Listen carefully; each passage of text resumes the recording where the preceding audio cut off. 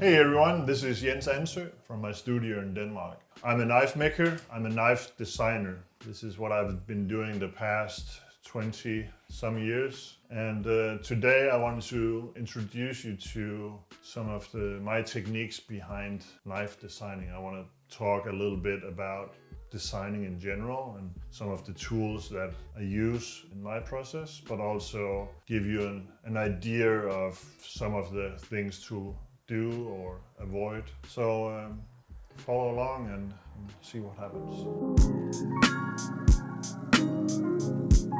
I have a formal degree, a college degree in industrial design and architecture. I graduated in 2001. Right after that, I became a full-time knife maker. Some of the things that I will show you today is stuff that I learned going through School of Architecture, but also some of it I just picked up along the way, and obviously with something that is so personal and unique as designing, there's really no rules, but there's a lot of personal habits. A lot of what you'll see me doing is my preferences, and I absolutely don't intend this to be a manual of how you should do it. This is how I do it. So one of the things that I always do is I carry a notebook all the time, obviously for keeping notes, tons of notes, but also to document that design that is just peeking out from my brain. I drew this in a bar or restaurant in New York City, my recent trip to the New York Custom Show. So I started having an idea both from an intent for me to make a small folder. And I had some ideas just buzzing around my head, and what I do is I start taking notes. I start just putting pen to paper and see where that leads me. Often it takes me a while to grasp the exact thing that I have on my mind. Other times I just draw.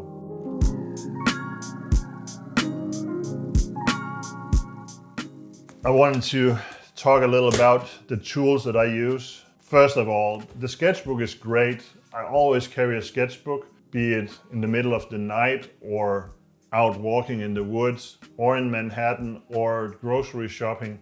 I try to keep my notebook with me, and then if I get an idea, I take a quick note. Oftentimes I will take a sketch like this, and this is a 2-minute sketch, and try and recreate that when I'm in my studio, I have more time, I have a decent sized paper. Often I get essence of an idea in that first 2-minute sketch. One of the things that describes an Anso designed knife is simplicity. I always strive for simple. It's so easy, maybe it's not easy, but it's very easy to fall into the trap of making what I call a layered cake. It's so easy to just add details. What I like to do is have the general idea be the strength of the design, and then try and boil it down to the essence of that design. I always draw to scale. Maybe I can put a 3.5-inch bladed folder on this page, but if I wanted to design anything bigger than this, I run out of space, and that creates a negative stop for me. So when I'm working, I try to have A3, it's the European term for this size paper. This allows me to design anything up to a chef knife without running out of space. I favor this one for sketching, the Pilot BPS Matic, which to me has a lot of the qualities of a pencil. I can vary the strength or the thickness of the line with this. One thing that I've come to understand about my design process is designing and sketching with a pen. It documents the process. I don't believe in mistake in the sketching phase. I consider sketching as brainstorming, and there's no stupid suggestions in a brainstorming, just get it all out there. And that's why I sketch with a pen. While I have an eraser on the table here, it's mainly just to say, forget about the eraser. use a pencil if that's what you like, but forget about the eraser, because once you start erasing a line, first you lose your documentation of your process, but also you start becoming perfectionist at a way too early phase in the process.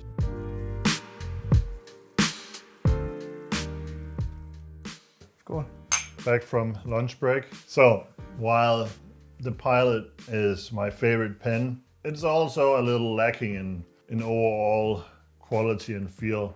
I am working on a pen project, and even though the Pilot insert here is not one that you can easily get, and it doesn't last very long either. In the Anso pen project, I'm doing a conversion that will allow me to draw with my new pen with the Pilot insert in it. So we'll see about that. But this is definitely not my only tool. One thing that I've loved drawing with for a number of years is the Caran d'Ache 2mm mechanical pencils. These I use in 2 different colors. You can use them for regular pencil lead as well, but I use a blue coloring pencil and an orange coloring pencil. And I use this in combination with the pen to emphasize on a detail or just add a little color to a drawing. I've always enjoyed having a small mechanical pencil. I don't use it all that much anymore, but the Rotring 800 is a beautiful specimen of its kind, just because this mechanism alone makes me carry this pen along. Engineering at its finest. I love these Micron felt tip pens as well. These will again add a little permanent detail work on your drawings. This one is a little quirky. So this is a 5.6mm pencil. I often carry one of these by Kaweco as well, just to remind me that you shouldn't over focus on tiny details while you're sketching. I always use just a small ruler just to get a more precise measurement. If I'm designing a folder and I know that I want a sub 3-inch blade, well, then I need this. French curves. It's a great tool to just strengthen a line in a design. And being able to draw a perfect circle will again strengthen a sketch tremendously. So especially on a folder with the pivot area.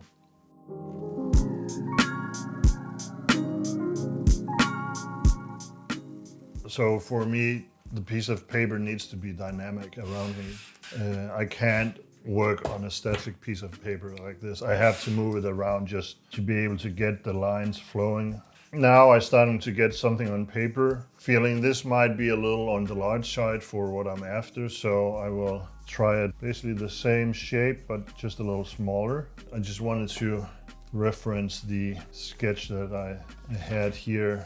And while I won't trace the same design again, this one had some of what I really wanted. The concept of this sketch is close to where I want to go, so I'll leave that here just as a reference.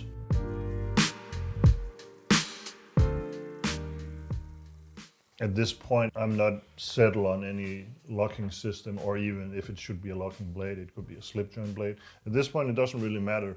Right now, it's the overall design that I'm trying to find. One thing I do like is I finish each sketch. So if I start a blade shape, and even at this point, I feel, this didn't catch what I was going for, I try to finish it anyway. Now and again, there's something great hidden in those small mistakes that you do. It creates something, and if nothing else, it allows me to see what I should definitely not pursue. So the first page here, potentially I could have 5, 6, 7 design ideas here. Not quite there, so I consider this warm-up.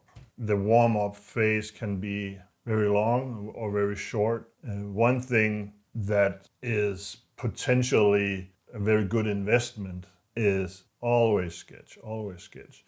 Don't try and force yourself into the final design within one drawing.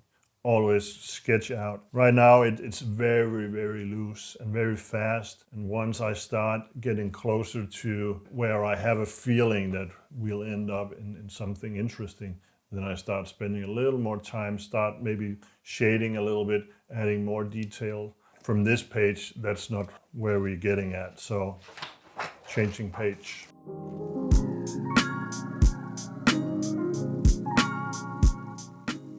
What are you thinking, Jens? I'm thinking that this sketch is getting closer to what I was starting to define as a design. This has potential for me to become something. I'm not quite sure what it will be, but some ideas are forming. Also for something that I haven't tried before, which is kind of exciting. In the sketch that I have here, which started out in Manhattan with some of this, I'm starting to see something that definitely has potential. So I actually want to take it onto this. This is thin architect paper, in the lack of a better term. It's see-through. It's very much for sketching, but what you'll see is here everything comes through perfectly. So I will actually trace the handle shape and just rework the blade shape just a little bit. Now I just want to trace the important lines here, and what this will allow me to do is I can just keep adding paper to the stack and I can continue to retrace some of the previous step. Still at this point I only hint details. So I know that I want to add a lanyard hole somehow in the back of the design here, but for me at this point this won't define the design itself. It will enhance the design later on, hopefully. But at this point it's too early to put too much work into little details. I want to add a little speed bump for your finger. Usually this is where the flipper part will be on the flipper, but I'm actually thinking that this might end up as a front flipper. I haven't done that before, so I figured that could be interesting. So now I'm actually using the French curves here. So this is just a piece of plastic with some kind of mathematically calculated curve, I guess. But within this, I can find all the curves that I have in my drawing, which I'm always a little amazed by that.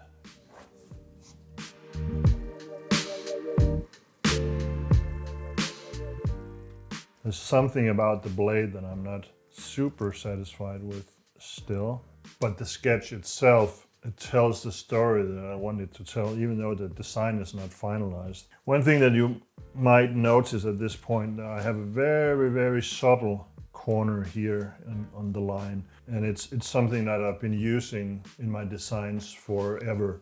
That once you have a curve, you need the corner to define that curve. You need to have the curve broken up so it doesn't become just a piece of clay that is just organically shaped.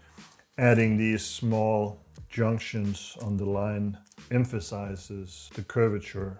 It allows me to see a start and beginning for a curve, if you will.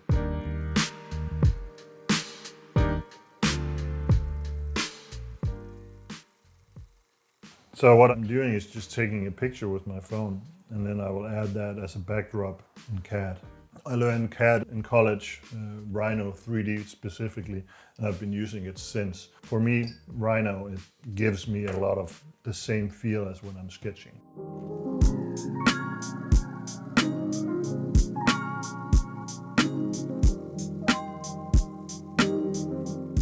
How's it going, Jens? It's actually going better than expected.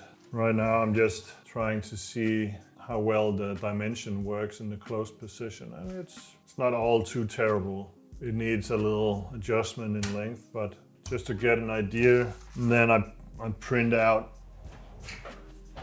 some of what I would still consider a sketch, but from CAD. And from that I will start adding a little detail or see if I captured the essence of my drawing by hand in the CAD sketch. Having the sketch at this point now, and I can just print as many as I need, change small things, reprint, makes for some really fast changes.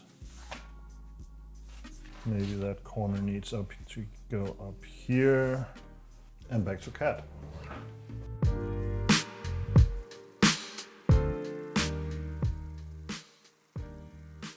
So for me, designing is 99% gut feeling. The design now, I'm interpreting the sketch, which it really is, in full 3D. I'm considering lock, I'm thinking function, I'm thinking should it be a flipper, what kind of a lock do I want? All of that goes into three-dimensional for me, even though it's just a sketch.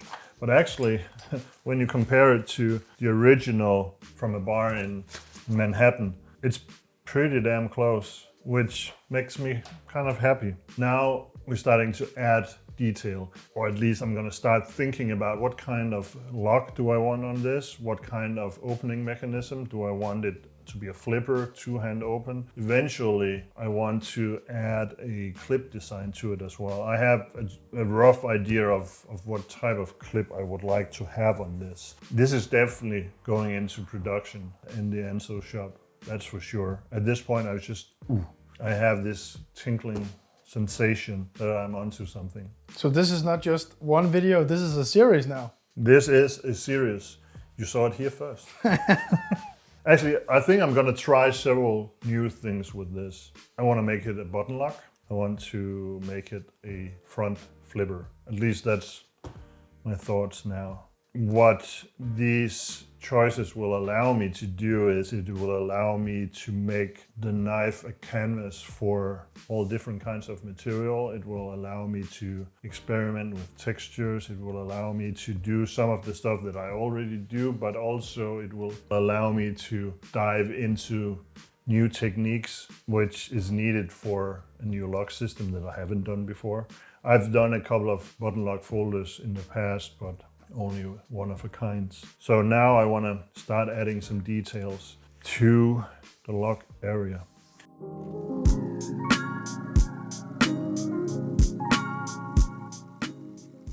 So at this point, I reach a level for this design that I'm really happy about. I also reach a point where I'm starting to move into uncharted water with the mechanism and my thoughts for the design. At this point, I usually just put it aside, let it sit and simmer for a couple of days and then return to it, which is what I intend to do now. Now I need to figure out exactly what I want to do with the mechanism, what I want to do with the opening mechanism, start thinking it more on a concept basis than a specific product. So now I will start thinking about upgrade options, material for the handle. So for what I'm working on here with a encased section for the button lock and pivot here, it allows me to make the handle out of basically anything because I can have a titanium structure underneath. So I could use natural material, I could use G10, I could use zirconium, titanium. And for something like this, I think I want to have all options open until we are further down the line. I think this concludes today's episode. I hope you enjoyed it. And this is the first episode of what will be many, I think, with this project in particular. If you liked what you saw so far, please subscribe, hit like, and leave a comment. Tell me what you think about it. Until next time, see you later.